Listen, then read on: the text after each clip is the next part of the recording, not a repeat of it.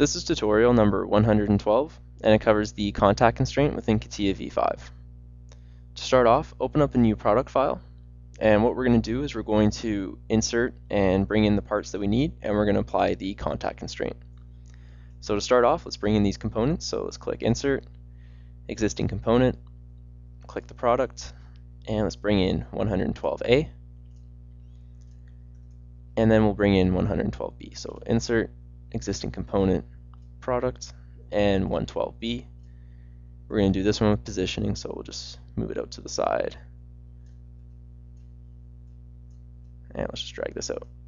Click OK. So now we have both of our components in. So what I'm going to do is I'm going to show you how to use the contact constraint. So what that does is to touch two surfaces, they're going to touch each other.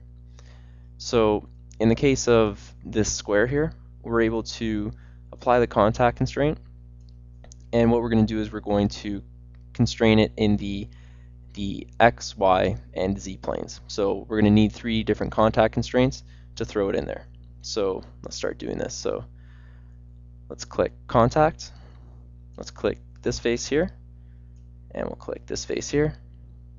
Let's update it, and if you look on the side, they're now in line with each other. So now we're going to add 2 more. So click Contact, click this face here, click this face here, and let's do another one. Click this face here, and this face here. Click Update, and now it's thrown in there. So now this part's fully constrained, and it's going to be locked into this position that we have here.